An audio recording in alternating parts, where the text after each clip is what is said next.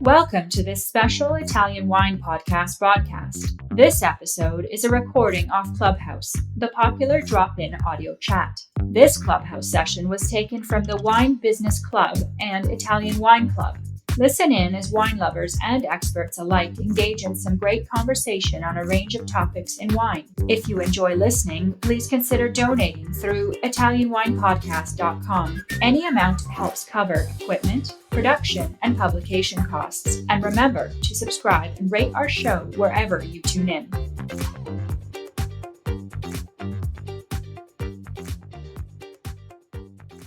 Okay, hello everyone. Buonasera a tutti. My name is Stevie Kim, and this is the Italian Wine Club on Clubhouse. Welcome everybody. Ciao ragazzi. Ciao Hugh Preece. Ciao Beniamino. Ciao Stevie. Hello. Ciao Stevie. How are you? Alrighty. Are you guys ready to rock and roll? Absolutely, yes. Okay, so for the folks, I think everyone knows what this is all about. This is called the Ambassador's Corner on Clubhouse. And we have this Italian wine club going since a couple of years, I guess. No, actually, yeah, a couple of years, maybe 18 months or so. And it has been hugely successful because every Thursday, 6 p.m. Central European Time, we have one of our ambassadors at large from Vinitaly International Academy. And on few exceptions, our friend ambassadors, Italian wine ambassadors, they choose their favorite wine producer, Italian wine producer, of course, and they do kind of the deep dive, fireside style with their favorite wine producer. And today we have Hugh Preece, who has chosen Beniamino D'Agostino. Let me just quickly say hello to Laika. Of course, she's our Clubhouse manager. Ciao, Laika. Ciao, Stevie. What's up? Where are you? All good. Usually you're like on a train. You always have bad Wi-Fi. Are you okay? Are you at home? Yeah, I'm home. I have to say that we started the Ambassador's Corner in July 8th, and now Oh my God, it's almost our anniversary. Yeah, exactly. And every week, rigorously, we have been producing a show. So I know Hugh used to have a room of your own, right? I did, yes. Whatever happened to that? Everything started to open up again, and I had to get back to work. You see, we believe in consistency. We still work, but we really think this is a fantastic platform to have our ambassadors interview their producers. And we do, of course, replay it on the Italian Wine Podcast. By the way, for those of you who are unaware, we have become number one wine podcast, not in America, not in Italy, in the world as of May. So we're very, very excited about that. And of course, the Ambassador's Corner is one of the favorites. So congratulations to everybody. And I love to thank all the Mod Squad, including the VIA community at large. So please don't forget to subscribe wherever you get your pods. It's Italian Wine Podcast. And I started a sister channel. It's called Mama Jumbo Shrimp. Yeah, don't ask. That's the YouTube channel. So check that out and please subscribe. Hi, Joy. Ciao, Joy. Joy is our Italian Wine Podcast producer. She's working. We're driving her crazy today. Actually, Friday is her usually crazy day. Joy? I'm here. Hi. Yes, she's right next door to me, by the way. And do you want to say anything to our audience today? I certainly do, everybody. This is super important, and I'm super invested into this, so I would really appreciate it, and so would everybody who works at IWP.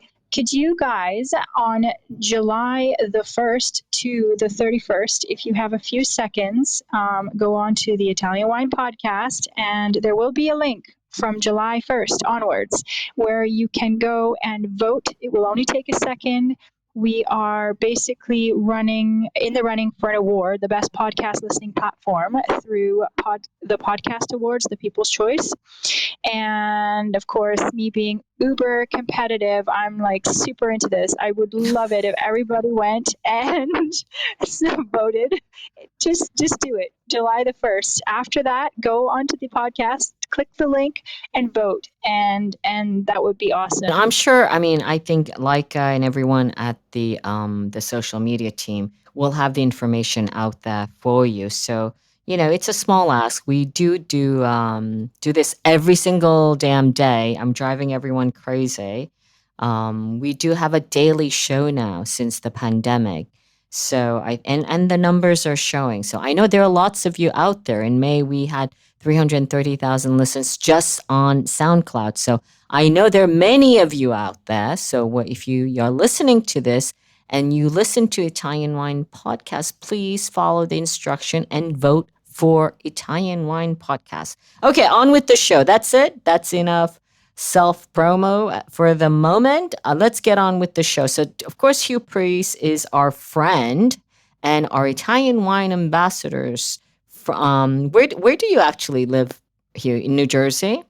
I do. I live in New Jersey, Long Branch, the Jersey Shore. Right.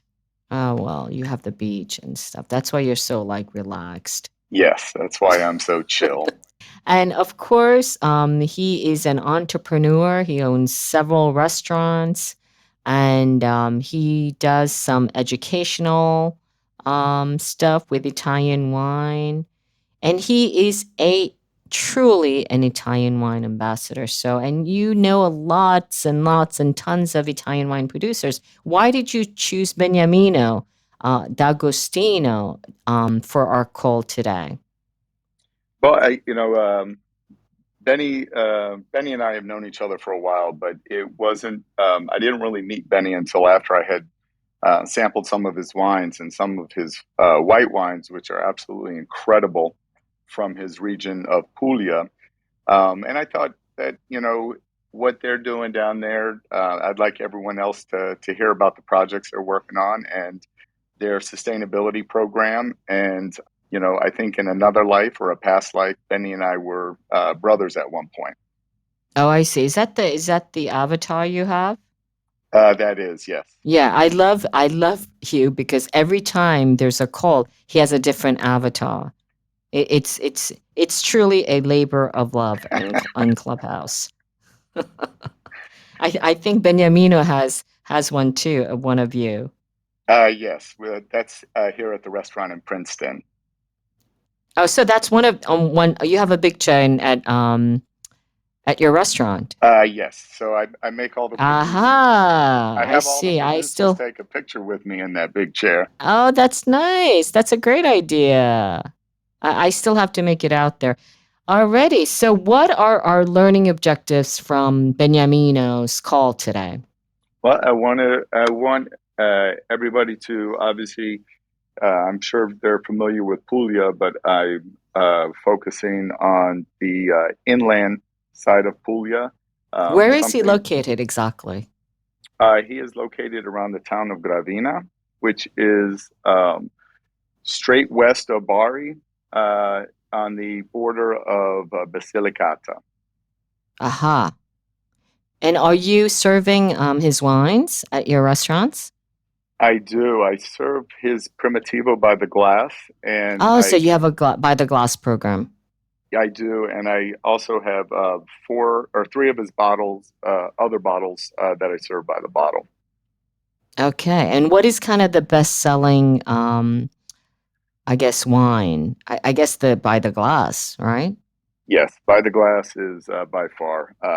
It's the Primitivo, so it helps bridge that knowledge for my staff to teach people that Primitivo is Zinfandel. So, right, and it sells like wildfire. Okay, so they do make that connectivity from Primitivo to Zinfandel. They do actually, and actually, the response out of it is like, wow, I've never had Zinfandel like this before. This is incredible. Right. Okay. What about the Fiano and Greco? How do you make them more familiar to your customers? Well, it's all hand sales, so it's proper education of the staff. Usually, when somebody's looking for a bottle, a recommendation, the staff will try to get what they're looking for in a bottle, and they'll gravitate toward. They have an easy drinking wine, which we'll talk about, called Botro, and then we also have a higher premium label called Gravina, which is incredible. Okay, very good. Listen, so for everybody who's listening to today, but also replayed on the podcast, Hugh Preece did another call with Ariano Kipinti way back, and it is one of our most popular episodes. So go check that out. We have a playlist of the Ambassador's Corner on Italian Wine Podcast. So check that out. We had Ariana, and of course, amongst the iconic women of Italian wine at Vinitaly with Foradori, with Incisa della Rocchetta, with of course, Antinori and Allegrini and Chiara Boschi. So it was a fantastic session. And we also have that on replay as well on Italian Wine Podcast. The recording isn't so great, but if you are interested, you should check that out as well. I think it's in like 4 different series, 4-part series. So I'm going to pass the mic to you, Hugh. Now I will now shut up and come back towards the end to see if there are any questions from the audience. Take it away, Hugh. Thank you, Stevie. Appreciate it always, your support and allowing me to do stuff like this. Hello, everybody in VIA community and everyone else who's out there. Today's guest I'd like to introduce is a winery from Puglia. And as many of you know about Puglia, I'm just going to bore you with some general detail of its location, which is in the southeastern part of Italy. If you're looking at the map, it's the heel of the boot. It's the easternmost point region in Italy. And its landscape is a little peculiar compared to the rest of the Italian regions, where over 50% of it is plains and only 2% of it mountains. So, and it's very hot down there, very dry and not much rain. So, as we move forward, I'm going to first introduce my guest, and my brother from the past is Beniamino D'Agostino. How are you, my friend? Ciao, Stevie. Ciao, you. So pleased to be here. Thanks for your kind words. Obviously, I'm sure that we was brothers, strictly connected, because in Italian we say 2 words are called affinità elettive, and is related when 2 people, since the first moment that they met, immediately have a fantastic, feeling, a fantastic connection. And this is what happened with you since the first moment. Thanks also to Stevie for this opportunity. As a wine producer in Puglia, and selling my wines in the United States since 1997. I was following you since I think the early days of your career, and I'm so thankful to you for all the things that you do for the promotion of Italian wines in your country. Hello? Hello, sir. Okay. So thank you, Benny. I appreciate those kind words, and I appreciate your time, making time out of this busy day of yours. First, I would like maybe you could tell us where your winery is located. I kind of gave a general vicinity, but tell us a little more about the history of your winery and the location. Absolutely. We are literally a first generation winery, because it started as Botromagno in September 1991. But the story of the winery is very, very old and long and strictly connected with the heritage of this area. We are in a small town called Gravina in Puglia. It's a 42,000 inhabitants city located in exactly the middle of the hill of the boot, that is Puglia, but not on the sea, in the inland. We are only 6 miles far from the border with Basilicata. We are in a very different, I can say, area because now, luckily, a lot of people from all over the world and from United States know very well Puglia because it's renowned as a touristic and food and wine place to be after the usual Tuscany and Piedmont and Veneto in Italy. But thinking about us, we are quite different because we are in the inland. We are in about 500 to 600 meters on sea level, and this is so unusual for Puglia in south of Italy.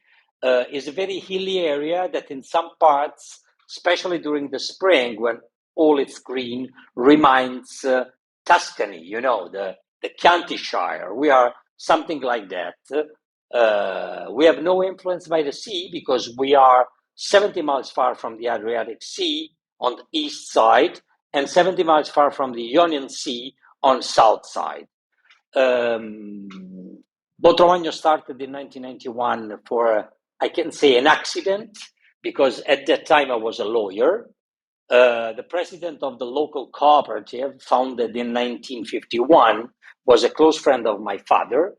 They are having huge economic problems. They are very close to bankruptcy and asked my father to call me, that I was a business lawyer, in order to try to find some investor to save the winery.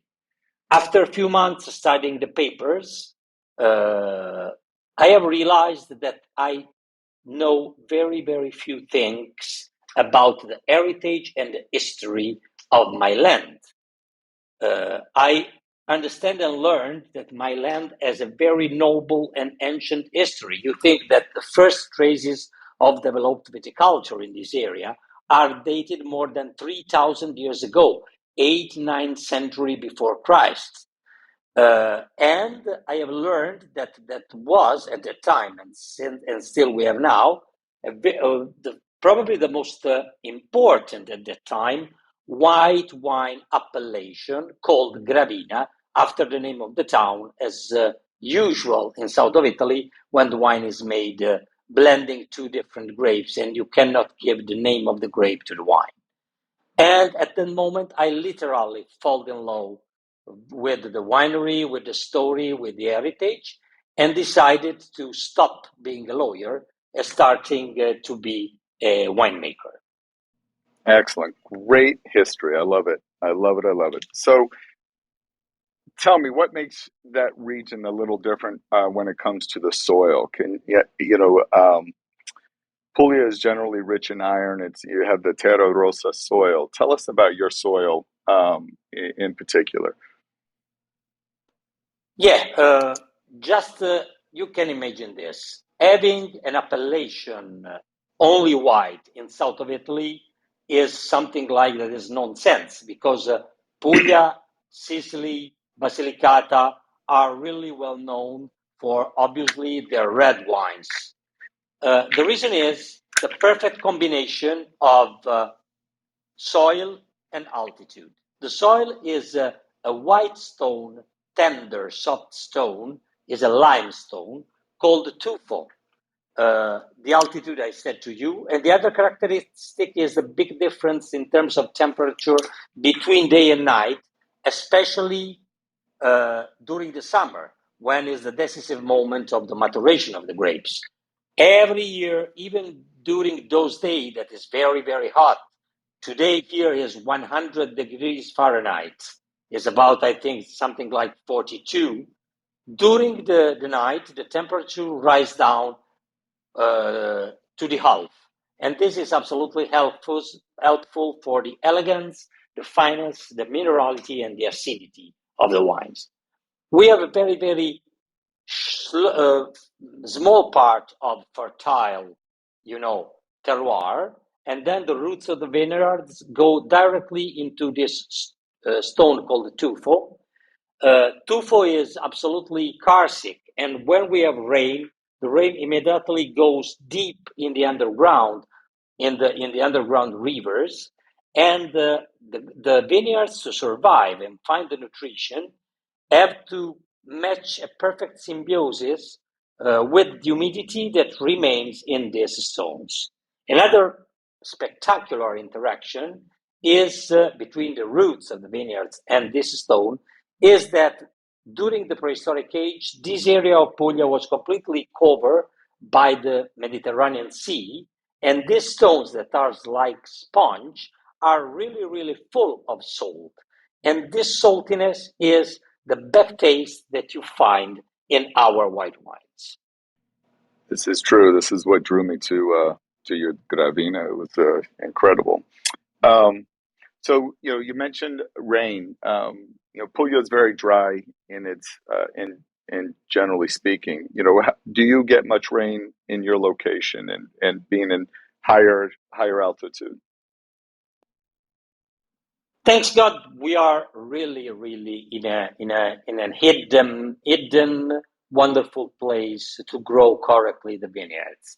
You think that, in difference of many other areas, at the moment, this is the less affected area of Italy from the climate changes. We do not have any big anticipation of the harvest in cause of the rise of the temperature, and we still continues have good rain during the winter. Just 2 weeks ago, we had a week of rain, despite there is one of the hottest June ever of the history. And also in January and February, we have some snow, and this helps a lot because the reservoir keeps for a long time the water after the snow. Excellent. So, when we talk about Gravina, you had mentioned it's a town, but it's also a DOC. Can you tell us a little more about this DOC? I know it was founded in 1983. What was the importance of creating this DOC? Sure. Is an appellation, the importance, first of all, is because it was and it is the first white wine appellation of Puglia. And in Puglia, obviously, probably 85% of the production is based on red and now a little bit more of rosé wine. Then, because this wine has a great, great, great story. I said before, you think that the first traces of the production of this wine are dated 8th, 9th century before Christ. There is a huge necropolis in the area of Gravina on the Botromagno Hill, from where we have taken the name of the winery. Because, sorry, this is a little parenthesis. When we have saved the cooperative from the bankruptcy, strange but true, the people from Gravina wasn't looking to my family in a good way. They was thinking that we was stealing a public property, transforming the cooperative from public company to private company. And for this reason, we decided at that moment not to give, as usual, the name of the family to the winery, but the name of Botromagno. Botromagno in Latin is a blend of two words, botrus and magno. Botrus in Latin means bunch, the bunch of the grape. And magno means big. Big bunch because this hill, the Botromagno Hill, was a fantastic, fantastic place where to grow the vineyards. You think how nice is the microclimate of this hill that in 2010, 15 minutes of very, very hard hail completely destroyed 11 hectares of our estate. Our agronomists say that there isn't any possibility to recover that vineyards. Then, after 2 years, only 2 years, the vineyard was up again, completely, perfectly functional, because this terroir is absolutely fantastic for the grapes. And I say, do you think that the first traces of the commerce of this white wine are dated during the Roman Empire? Gravina is based on exactly in the middle of one of the most important Roman highway, we call it, the Via Appia, that from the southeast, the port of Brindisi, the most important commerce port with Magna Grecia during the Roman Empire, the goods go through Magna Grecia to Gravina, then Naples and Rome. And there are traces of the selling and commerce of this wine that at that time was called Verdeca di Gravina, even during the Roman Empire. So let's move into your white native grapes that you're growing there. Tell us about how Greco and Fiano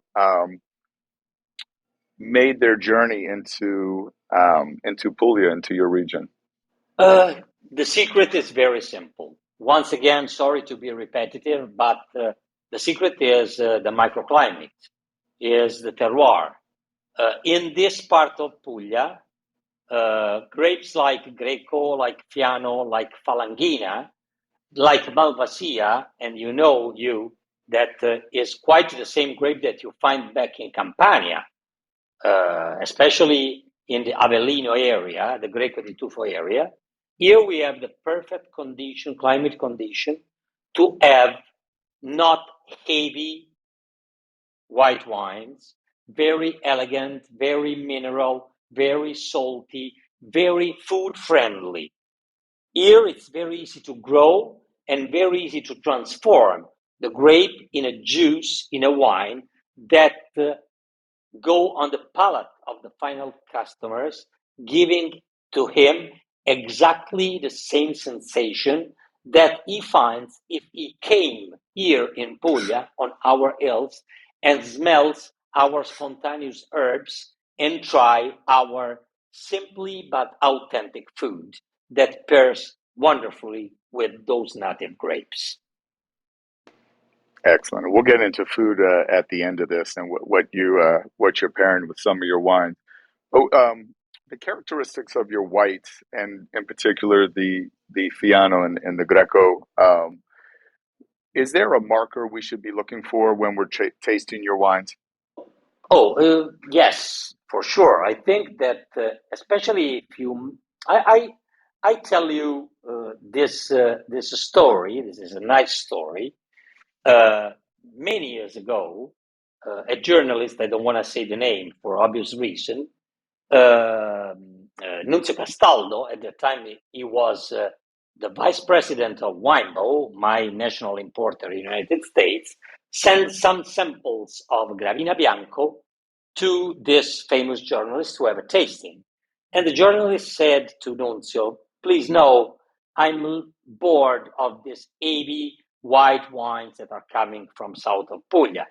This was happening in 1998. You have to understand this. Nunzio, was a fantastic guy. It is a fantastic guy. He's a close friend of mine. Decided to be a little trick.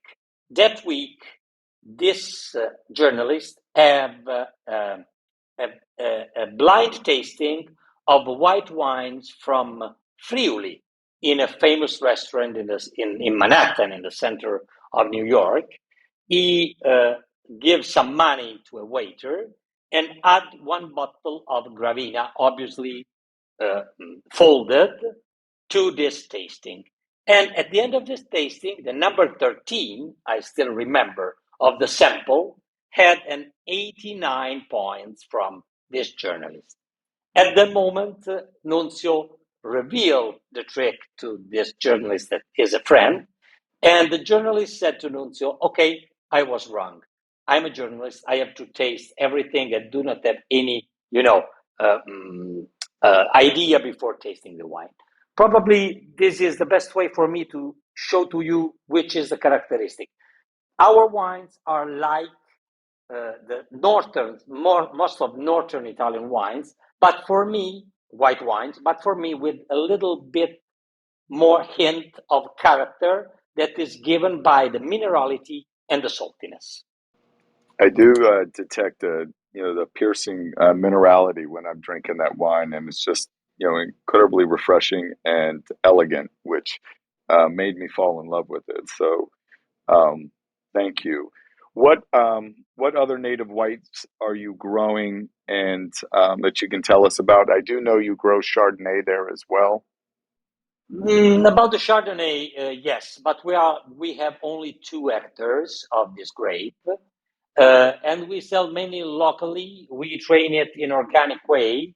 The reason is that we have bought this vineyard from an old firm of the local cooperative, and it was a unique vineyard because it's the only Chardonnay that I know that is planted and trained as a pergola, is a tendone, is our traditional way to grow. And for this reason, we have decided to keep. But even if you taste the Chardonnay, that is the only international grape that we have here, immediately you can find once again the characteristic that you find in the Gravina, and it's difficult to find in other Chardonnay from France or from New Zealand or from Napa Valley. Once again, is not powerful in alcohol, is not fitted to go in oak, and it has a real nice finesse, elegance, acidity, and minerality. Excellent. And any other whites? You're growing Valangina, I believe? Yes, we grow Falangina. Falangina for me is one of the most versatile white grapes. Is a typical white grape from Campania, but Falangina have found the perfect terroir in the central northern part of Puglia. Is produced usually also in the northern part nearby Foggia. For me is a wine that is the perfect summer white wine. It's a wine that you can drink hugely with absolutely not thinking to have anything, maybe enjoying an oyster by the sea, chatting with your friends on an afternoon, summer afternoon. Yeah, we call that porch pounding wine. Wine that you can Exactly. yeah, excellent. Exactly. I love it. So these wines were traditionally from or native from Campania, but they've been in your region for hundreds of years, and I believe they were brought by King Frederick II in the 12th century. So they do have a long tradition in that area. So they've adapted and have created their own personalities. To say a Puglian personality, which is incredible. The minerality and and the freshness of these wines. So, are all your wines trained on the tendoni, or do you train them on different structures? First of all, you just to be a little bit more specific. No, all these grapes are coming from Greece in my area, not from Campania. Oh, Are imported from Greece. Greco, Fiano, Falangina, and Malvasia. They was imported in this area at the same age when they was imported and planted in Campania. And the period of adapting is like 3,000 years ago. About the reds, Primitivo is more recent, is about 1,200, imported from Benedictine monks. And also the Montepulciano that we have in our area was imported here. Also the Aglianico, as other red, was imported, imported directly from from Greece. Understood. Thank you for that history lesson. Because sorry. I said thank you. I was mistaken on that, and I appreciate the history No, lesson. absolutely. And yeah, but I have realized now that we have never talked about this, my bro. We have talked a lot about the characteristic of the wine, but I never chatted with you about the origin of 90% of the grapes that are here. So I'm the guilty. no. I should be asking those questions as an ambassador. So I appreciate that. So I mean, so you started to talk about your reds. So let's get more involved with your reds, your Ayanico, and what biotype of Ayanico is it that you're using in your vineyards? Is exactly the same biotype of Aglianico del Vulture. As I said you before, we are only 6 miles far from the border with Basilicata, and from my highest vineyard, I see the Vulture volcano. Obviously, the characteristic of our Aglianico that we use blending in our top red wine that is called Pierre de la Vigne, in honor of the right-hand man of the Emperor Frederick II of Swabia, are quite different because are not grown on volcanic soil as the Vulture. But the biotype is exactly the same of Basilicata Aglianico del Vulture grape. Excellent. And your Uvo de Troia, I tasted that for the first time the last time you were here, and I immediately had to buy cases of it because it was incredible. Tell us a little bit about that that variety, and it's actually as I taste people on it, it's very popular amongst my guests.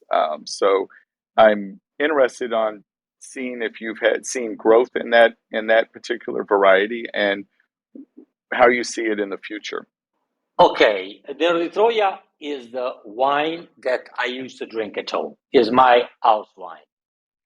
The reason is for me is the next big thing from Puglia. If we will be able, obviously with the help of people like you, like Stevie, to promote it, because Nero di Troia for the international market is still an obscure grape. Nobody knows about it. But for me, the characteristics of the wine are really, really outstanding. All the people like you that taste it for the first time, they rebuy the wine. The reason is that this grape, the origin of this grape, are probably from somewhere in southeastern Europe. The legend says that it came from the legendary city of Troy, transported from refugees of that war, arrived in Puglia, founded a small town called Troy, called Troia, and planted this grape there about 3,000 years ago. These are the legends. What is true that this grape was imported in Puglia from refugees that was coming probably somewhere nearby Turkey. They have planted this grape, unfortunately, in the wrongest place of Puglia at that time, on the Tavoliere delle Puglie, that is the flattest part of Puglia, very rich in water. This grape, when it has a lot of water and stay on flat area, gives huge tons per hectare. And for this reason, this wine for centuries was sold only as a bulk wine to blending with other red wines in cause of its natural lively tannins.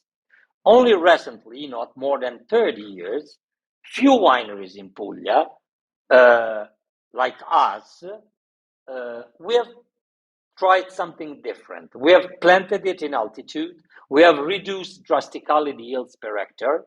And the result is a wine with absolutely unique and distinctive personality.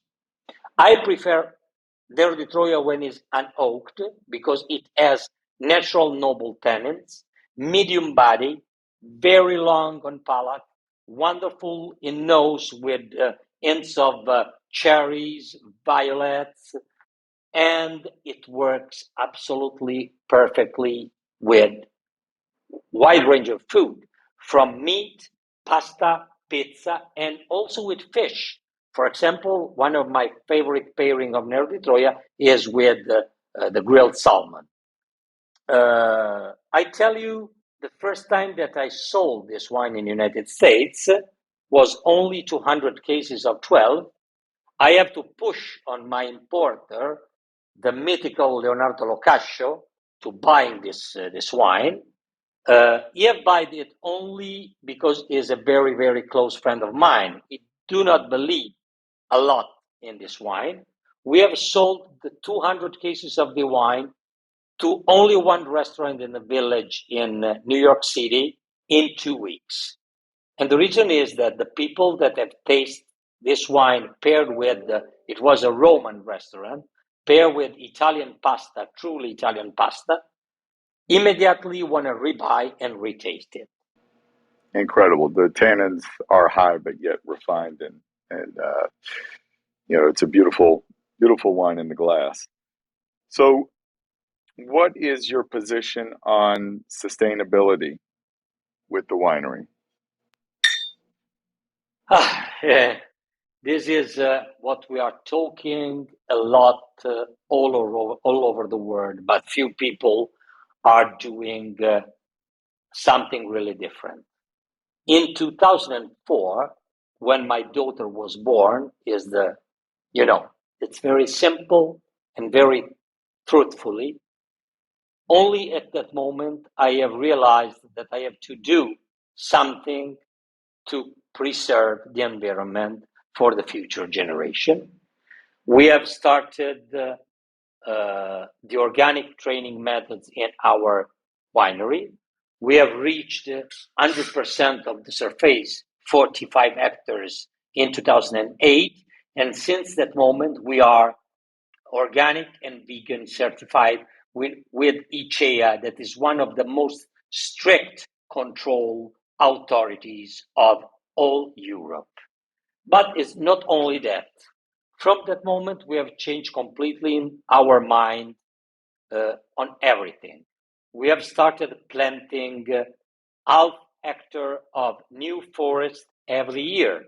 Now we manage a 30 hectares forest that compensate 10 times the CO2 emission that the winery put in the atmosphere. And I'm not talking only about the winery, the tractors, my car, but in the calculation is included also the travels that we do all around the world every year, in exception of the last 2 pandemic years. We have in 2021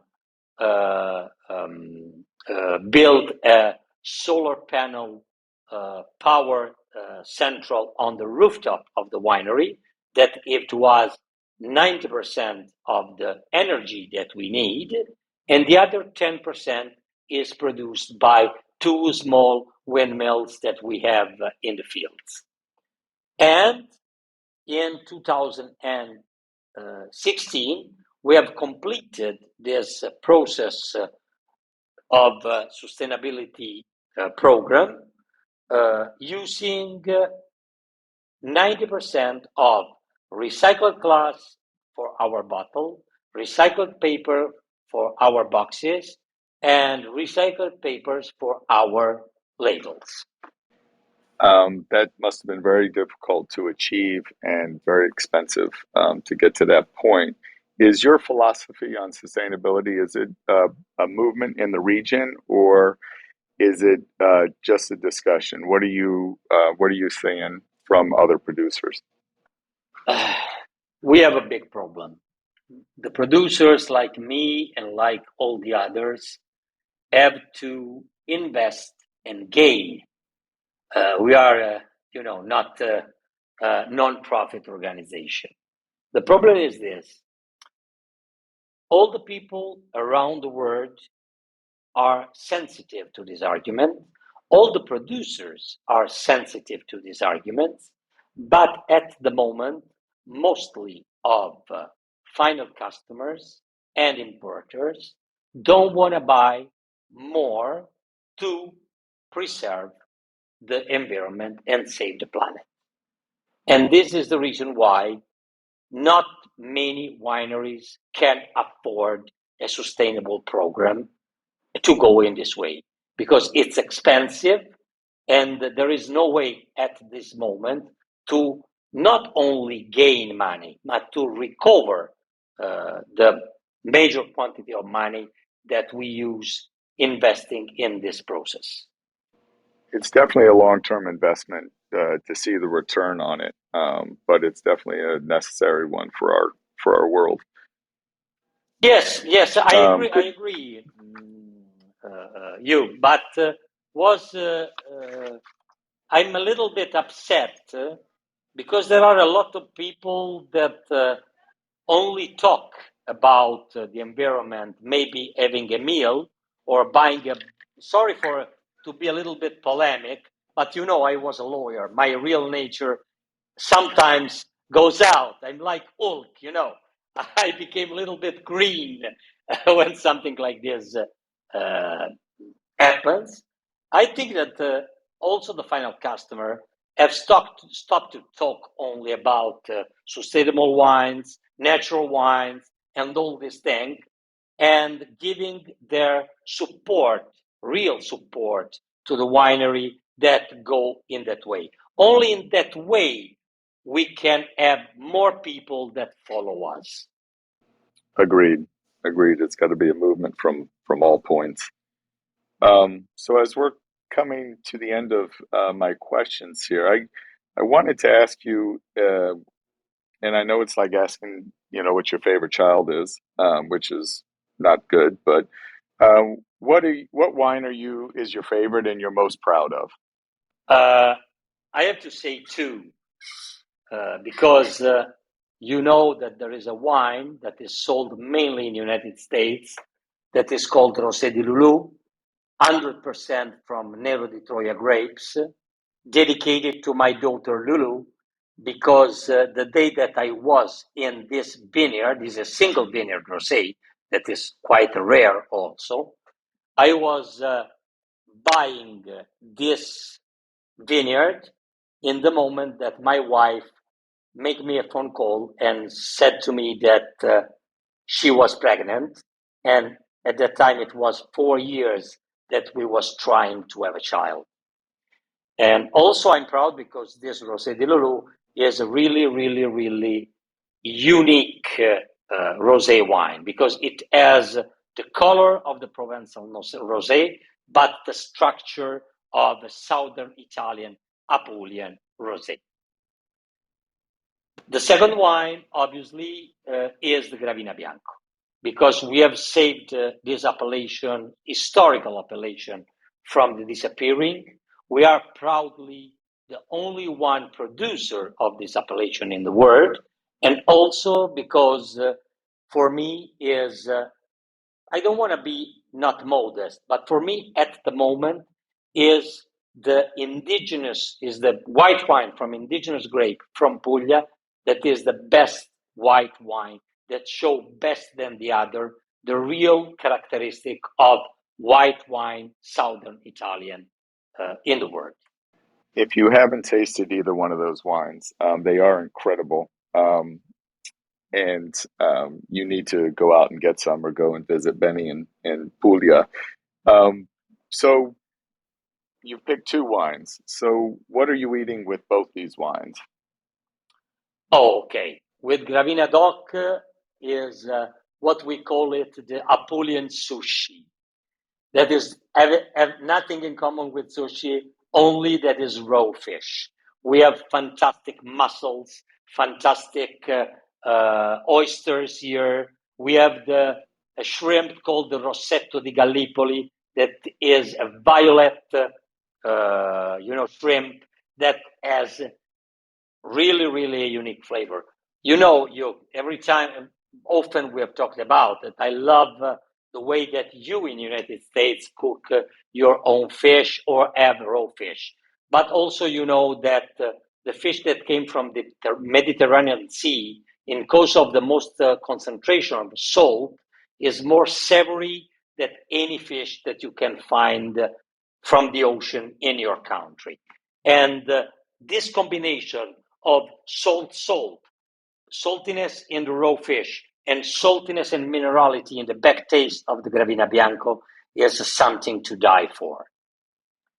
With the Rosé di Loulou is fantastic to say that my absolutely favorite pairing is with Asian spicy food.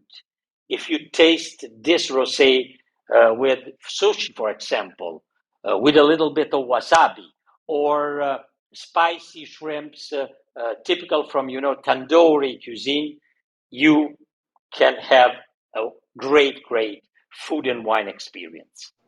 Yeah, it's incredible with Thai food.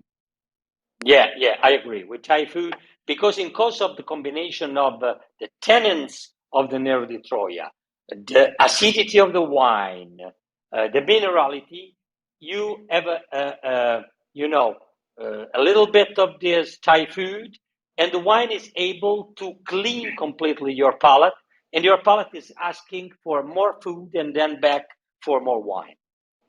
It's a real treat for sure. So, that's pretty much it for my questions, but I know there's probably some questions from the audience.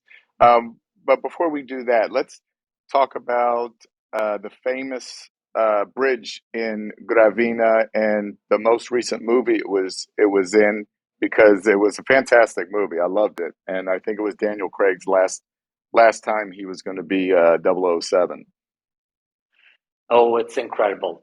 We was a little bit, unlucky, because this movie was blocked for 2 years because of the pandemic, and was played between Gravina and Matera, exactly between the beginning and the end. The beginning of the pandemic. And what is incredible, that is the bridge from where Mr. Craig, Mr.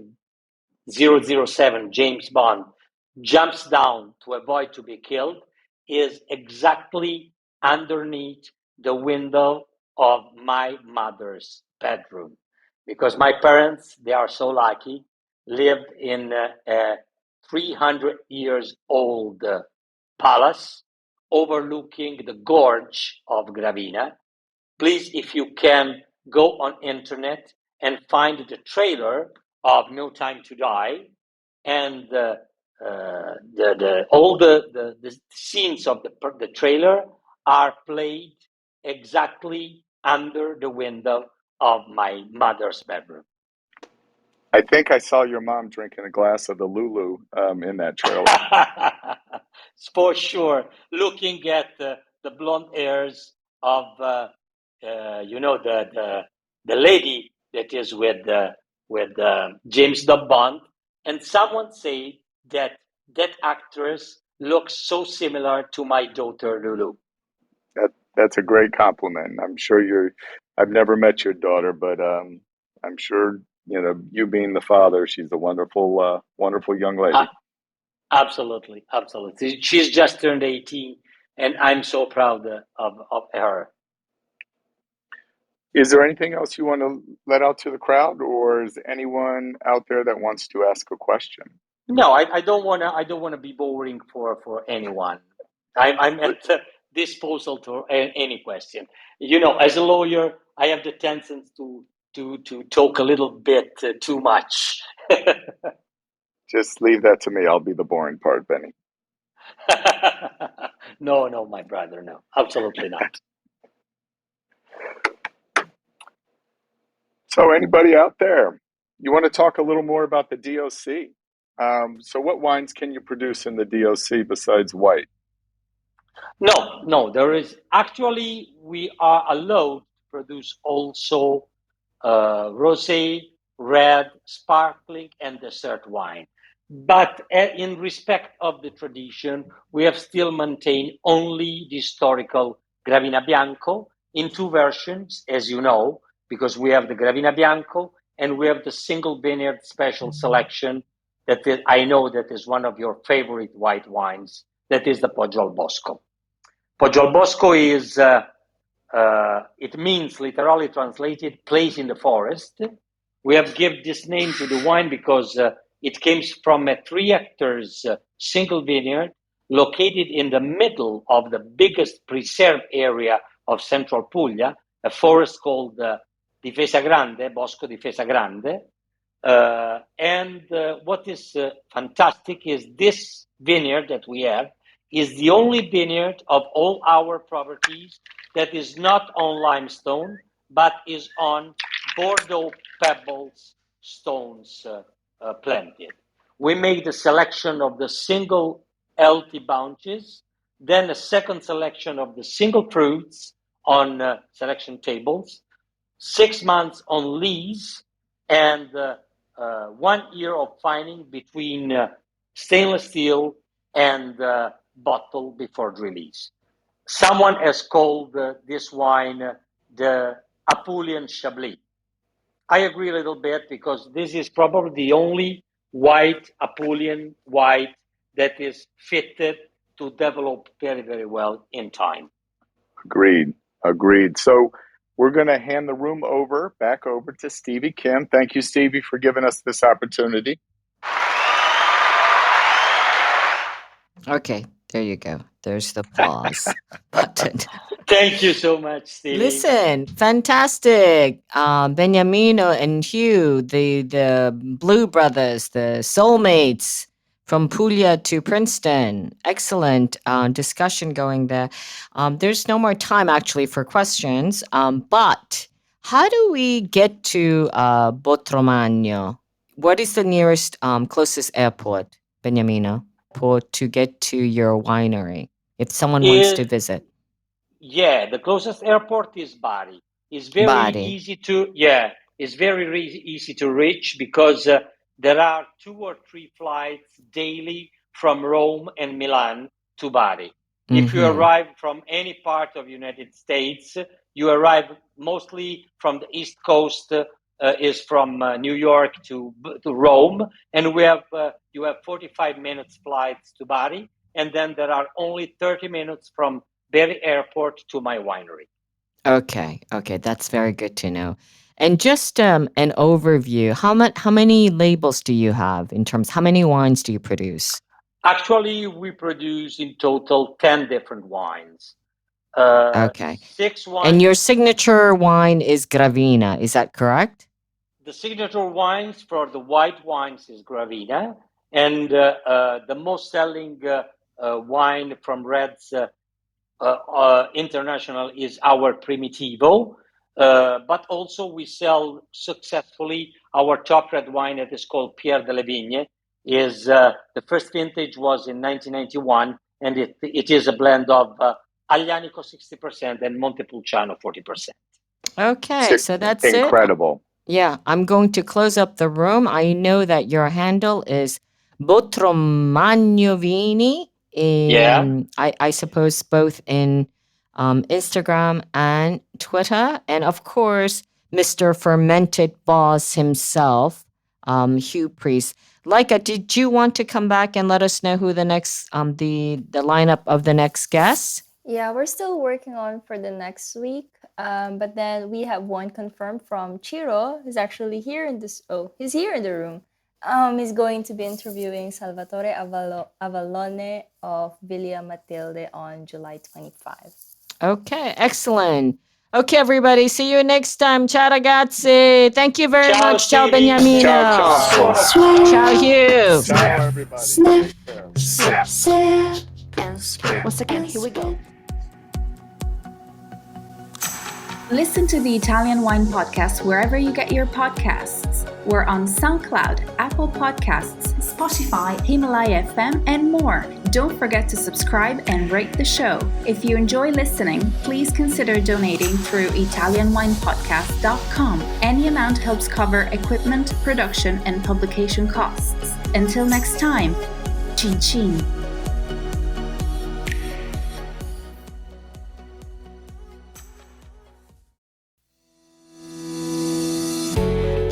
Hi guys, I'm Joy Livingston, and I am the producer of the Italian Wine Podcast. Thank you for listening. We are the only wine podcast that has been doing a daily show since the pandemic began. This is a labor of love, and we are committed to bringing you free content every day. Of course, this takes time and effort, not to mention the cost of equipment, production, and editing. We would be grateful for your donations, suggestions, requests, and ideas. For more information on how to get in touch, go to ItalianWinePodcast.com.